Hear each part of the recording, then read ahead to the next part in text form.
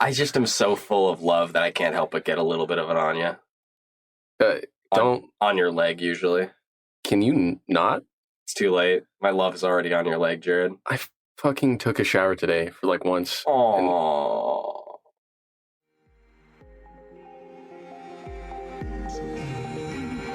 Welcome to the No Experience podcast, where two narratively inept soy boys are here to talk about anything and everything. I'm Ammar Abdullah, and as always, I'm joined by my plump, juicy co-host, Jared Hines. And today, we're going to talk about a highly requested topic, Dungeons & Dragons, and more specifically, we are going to talk about world building.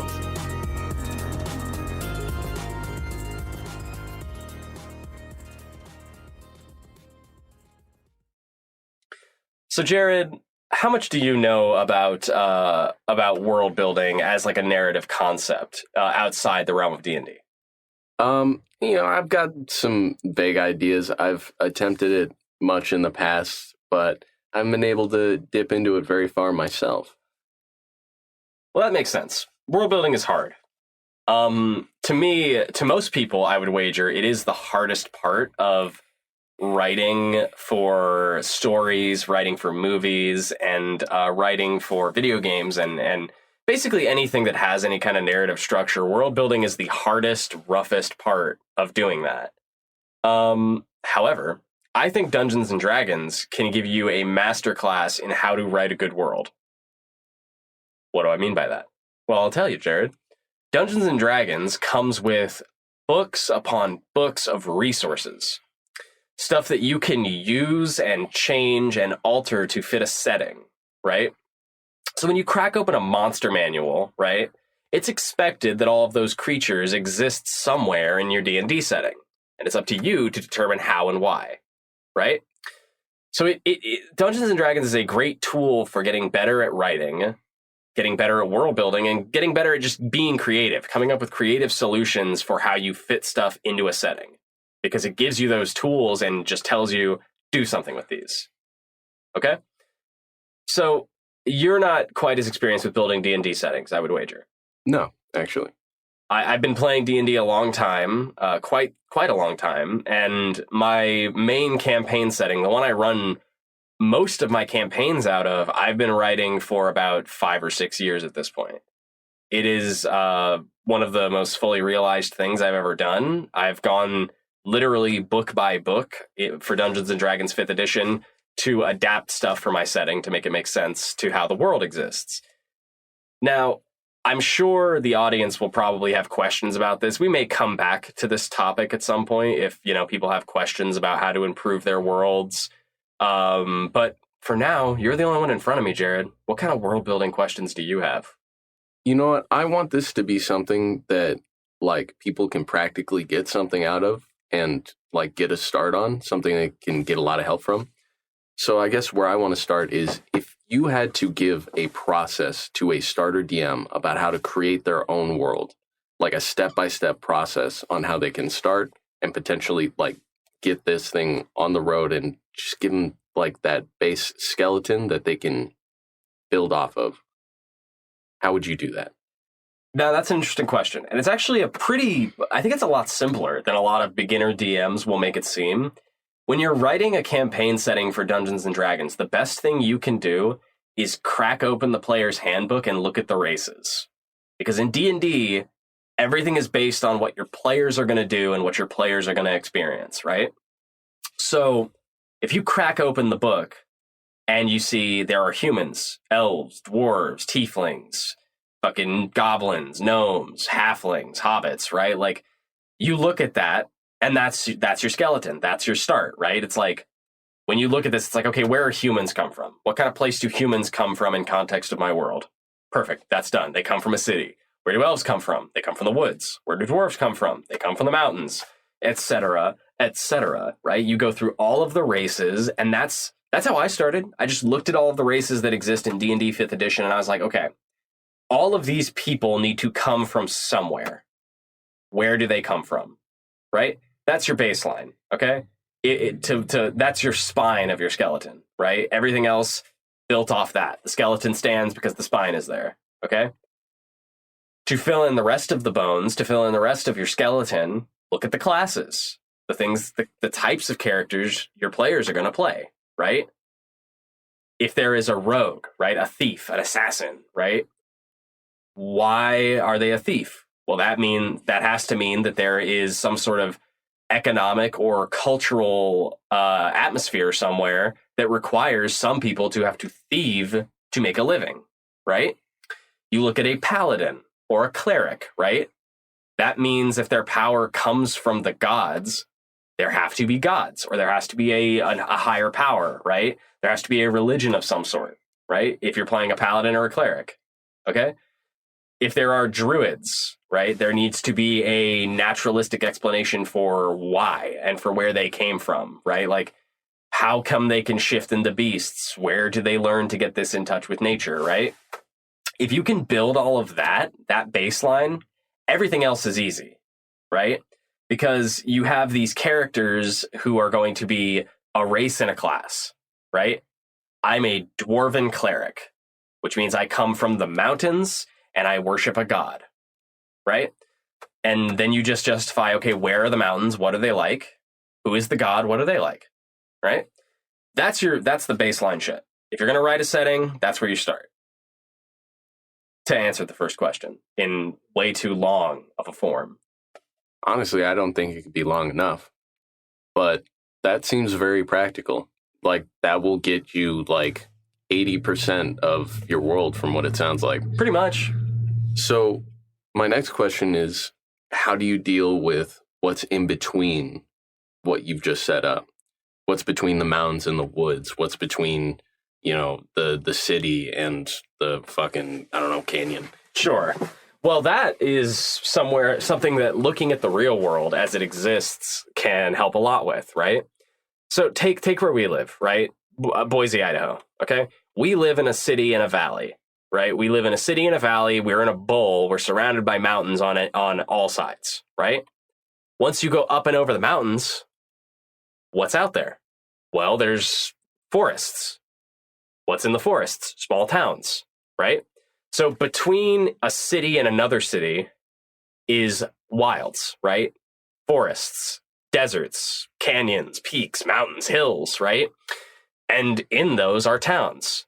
People who can't live in the city and as such live in a small town between one city and another. That's the next part, right?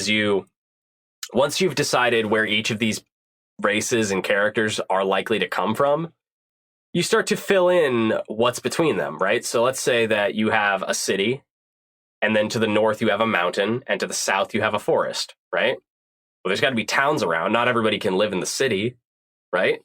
So you fill it in with towns.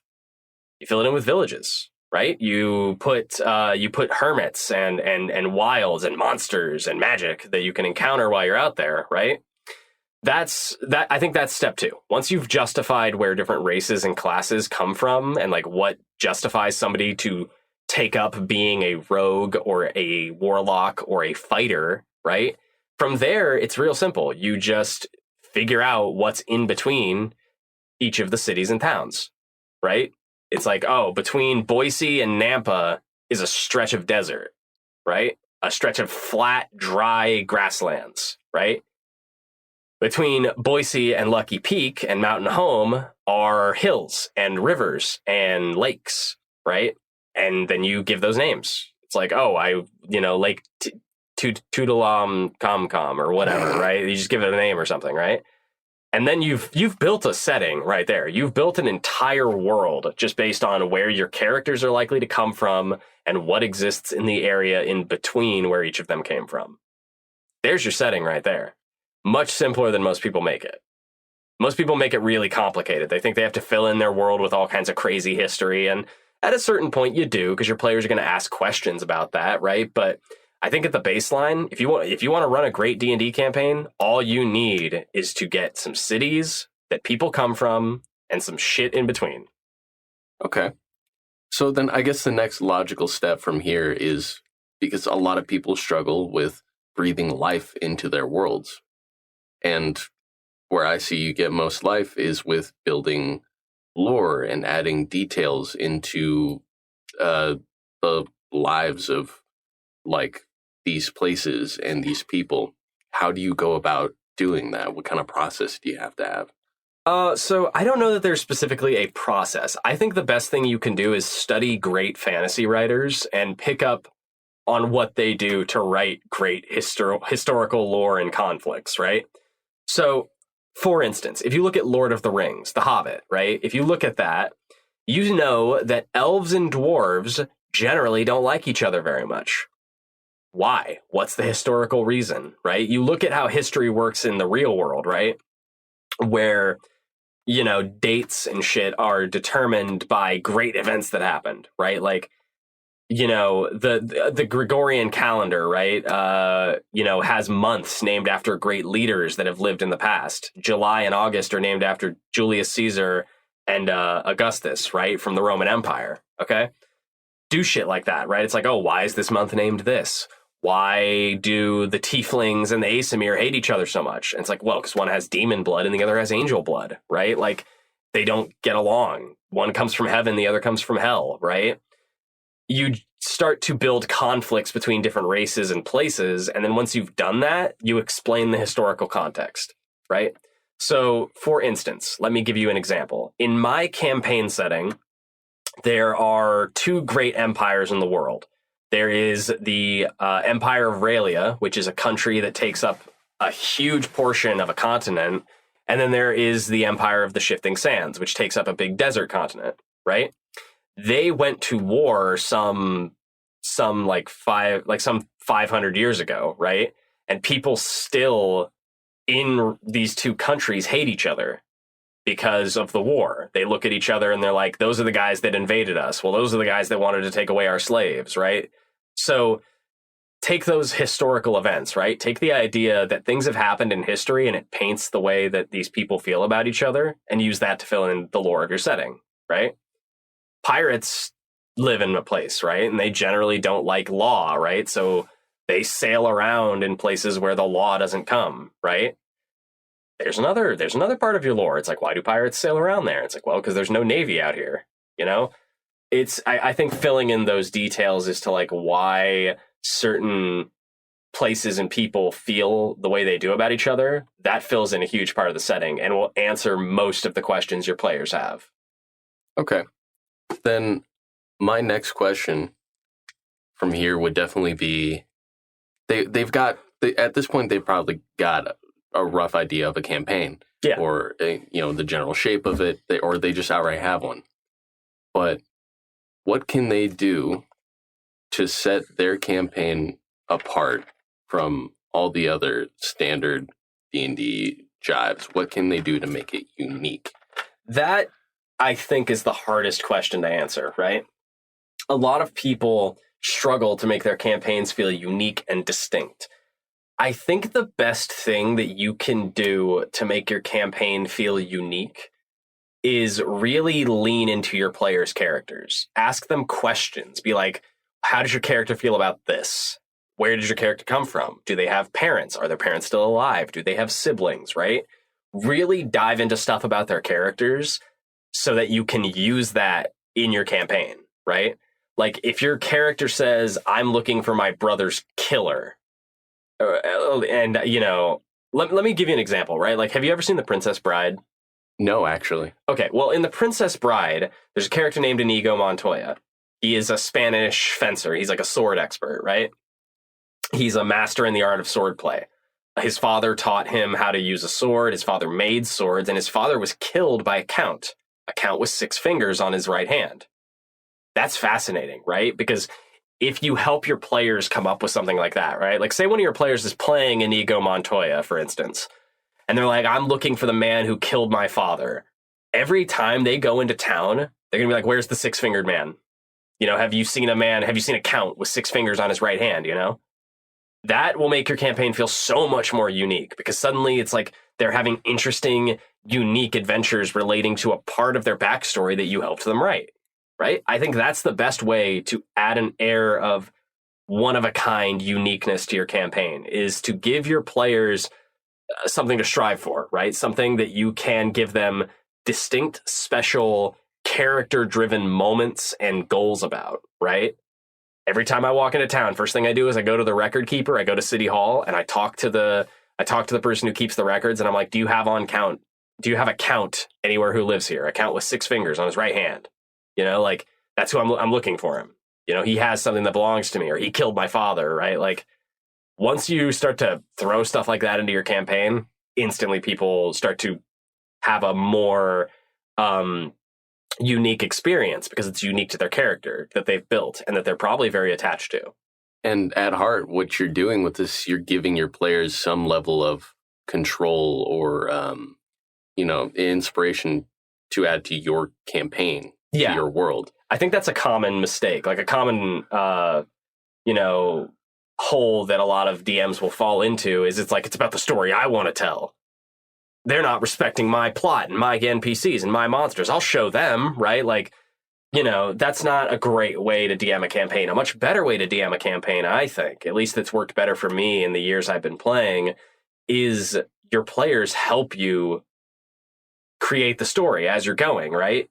You create these characters who have ideals, who have goals, right?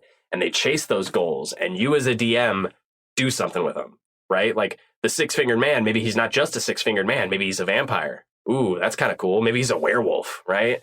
Maybe the 6-fingered man is trying to raise an ancient demon, maybe he's in with like the Thieves Guild, right? And suddenly you have assassins coming after you, and it's like, whoa, why is that happening, right? Like, why is the Dark Brotherhood chasing us around? And it's like, well, because the 6-fingered man who killed your father he's in deep, he's deep in the pockets of the Thieves Guild, the Dark Brotherhood, right?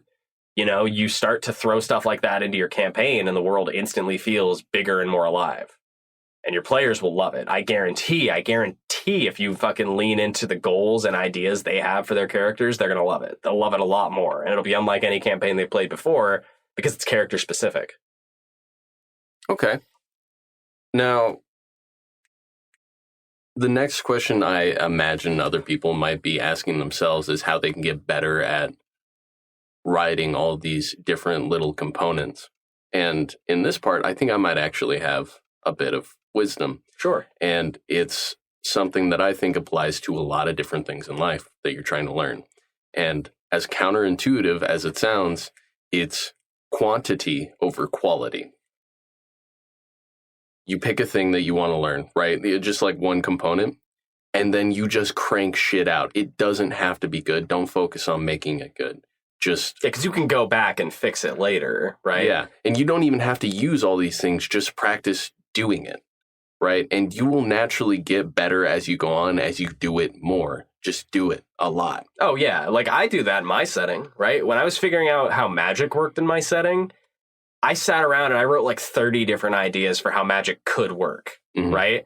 I did like the Vancian magic system, which comes from, a really old fantasy series where magic spells are literally alive and they implant themselves in your brain and they travel along with you for a while until you cast them and then they leave and you have to learn them again, right? And I was like, that could be cool. I could do something like that, right?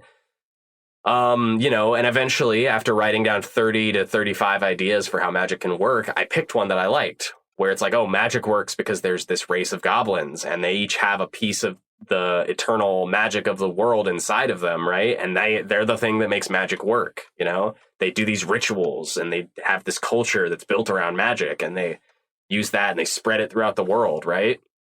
And if you do stuff like that, it's unique, right? If you just write down ideas for how different shit works, mechanical shit, easy. You fill in your setting so much. Not all of it has to be good. Not all of it has to be well thought out. Hell, some of it can be pilfered from other places. I'm going to encourage you to steal. You should steal ideas for your D&D campaigns because 9 times out of 10, your players aren't going to notice. They're just going to think it's super cool. And it makes it even harder for them to notice if you just change like one little thing here or there. Yeah, exactly. You just tweak small bits and eventually you have something that is frankly pretty unique from what you pilfered it from. Yeah, that's a great piece of advice. It's just to, really write down a lot of ideas. If something hits you, keep a notebook with you. I keep a notepad on my phone. Anytime an idea hits me for D&D, I write it down because I'm like, I don't know how I'm going to use that, but it's cool and I want to use it somewhere. And now I have it. I've just got this somewhere so I can like come back to it and be like, oh, hey, actually, that would be cool right here. Yeah. Like, I remember one time, I'm going to, brief story time, everybody. I remember one time I was tripping balls on mushrooms. Jared was there, actually. Yeah, we were in the mountains, and we took some mushrooms, and we were tripping balls, and we were up on this hill, and I looked over, and I saw a hill, and I was like, that looks like a giant with its arms crossed. So I wrote that down. I wrote that down in my notes. It was pretty much illegible when I wrote it, but I figured it out the morning after. And I was like, cool, now that's in my setting. There is a mountain somewhere in my setting that is literally a dead giant with its arms crossed. Because I thought it was so cool, right? So write down ideas as you get them, because you can go out and flesh them out later, right? And use them in your setting. And people will think it's so cool, right? So fucking cool when you do that. All right.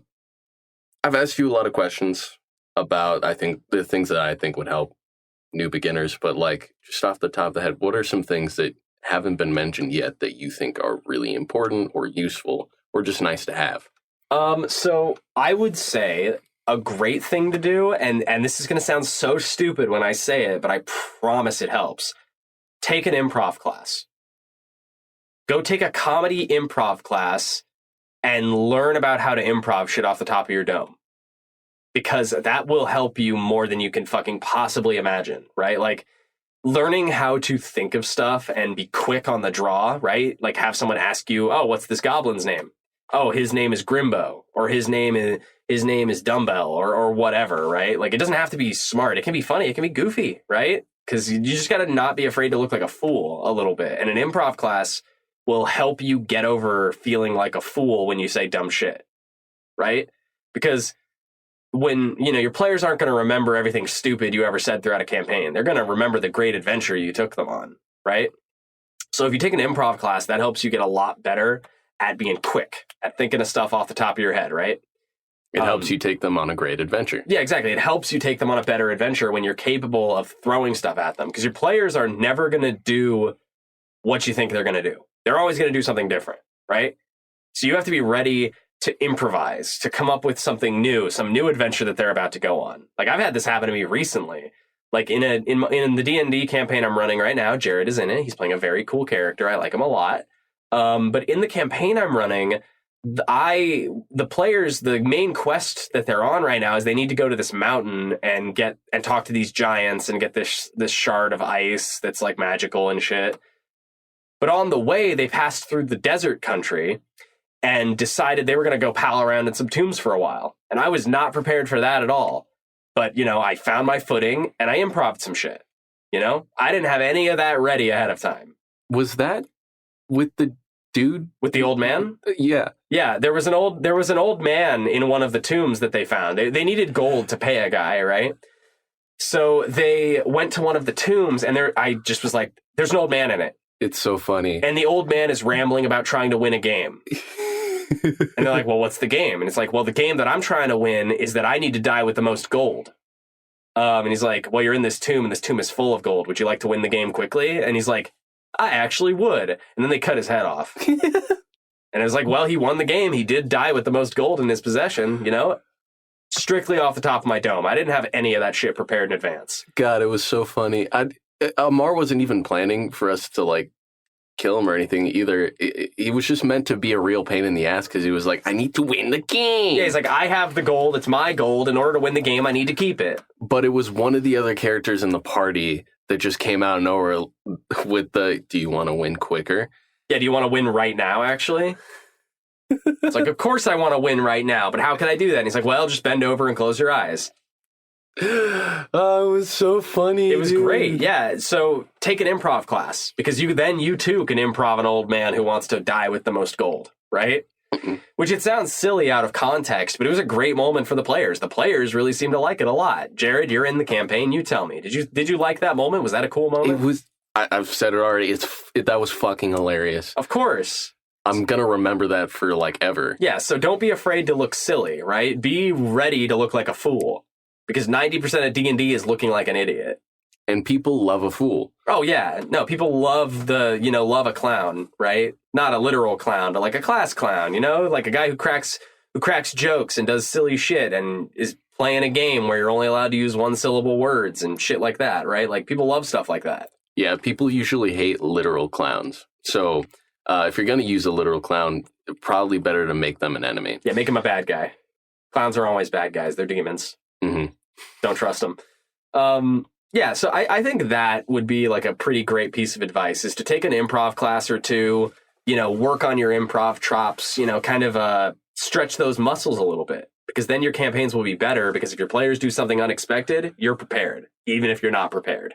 Okay, but what if somebody doesn't have access to improv classes, whether they're not available in their area or they don't have the money or anything? What do you think would be a useful substitute? So there are a lot of outstanding YouTube tutorials that you can watch. If you want to learn how to do improv, there's YouTube tutorials to watch that will teach you how to think off the top of your head. Also, and this is a shout out to a lot of the great DMs that you see online, like Matt Mercer and Brennan Mulligan and people like that who DM really awesome games. Watch them, because the odds are your whole party has not seen all of those, right? And you can pick up a lot of great improv skills from watching those guys do what they do. Watch the greats, pick up how to pick up little skills, pick up tidbits, right? That you might want to steal, like, there's, these bugs in this ice cocoon, right? I remember that from an early episode of Dimension 20's New York campaign. They have this, there was this cocoon with like Santa bugs inside, and it was silly, but it was cool. And I was like, yeah, use shit like that. Pick up stuff from the greats, like your players, odds are not going to recognize it. And if they do, they probably won't call you on it, because they'll think it's cool. They'll think it's cool that they get to fuck around with the same thing that they saw on Dimension 20 or Critical Role. Okay. Now, this is probably going to sound like a stupid question, but I think it's worth bringing up for people to actively hear. How can they practice those things? Because it's one thing to sit and watch and try and learn, but if they can't practice it, they're not going to get as much out of it as they really want. That's the toughest one, Jared. And this is the only one that I feel bad about saying, but you just kind of got to do it. You just kind of got to DM some games, you'll learn a lot sitting at a table behind the screen and DMing players through an adventure, right? That's the one regard in which really you just got to work the muscle. There's no way to just really, there probably is some way. Someone a lot smarter than me could probably come up with a way that you can practice it on your own. But for me, the best thing to do is trial by fire. You get in there and you practice it in the field while you're doing it. That's what I did. Granted, I've been playing D&D for a long time, 10 years-ish now, right? And so it's actually probably longer than that, but 10 years-ish I've been playing role-playing games at least. So I've had a lot of practice learning how to, think off the cuff and adapt stuff for the party when they do something I don't expect, right? Best thing to do is practice. Get some campaigns under your belt. Get some sessions under your belt. If you feel like you're not quite ready to DM a whole campaign, DM some one-shots. People love one-shots. I was just about to ask that about the merit of practicing with one-shots. Yeah, I don't love one-shots, but that's because I'm at a point where I have a whole setting and I just want to run long-form epic campaigns through my own setting. I don't want to DM a quick one-shot. But yeah, if you're new to the game, just DM some one-shots. You'll learn so fucking much. You'll learn a lot. I honestly think that's a great place to stop. We've covered a lot of ground here, and a lot of it was very... I talked a lot. I talked very fast, but I hope that, this helps someone out there who's trying to get a little bit better at DMing Dungeons and Dragons, trying to get a little bit better at learning how to, prepare for when your players do the unexpected, and they will every time, I promise. But I think we're going to wrap it there. I think that feels like a good spot. What do you think, Jared? I think it is. And if you have any further questions, I'm sure Ammar will be in the comment section. I would be too, but I don't think I have much to offer. Just drop something down there. I'm in the comments. We have an email. We'll probably do a part 2 to this one as well. I imagine we could just make a whole series out of this. Yeah, Dungeons and Dragons and role-playing games in general is a topic we're going to come back to a lot. So look forward to that. We know that some of our our few dedicated listeners that are out there right now really love role-playing games. So stay tuned, because we're going to talk a lot more about them. It's something that we're both very passionate about, and we have a lot to say. That being said, thanks so much for listening to the No Experience podcast, guys. You're having listeners out there hearing what we're saying and maybe caring. That means the world to us. as always, you can subscribe. You can hit the notification bell to make sure that you're always alerted to our new uploads. Give us a like, give us a comment. You can follow us on Facebook at the No Experience Podcast. For updates, you can follow me at Twitter on at the Dongan Man. Yeah, just be good people, everybody. We love you a lot. Love you. Bye.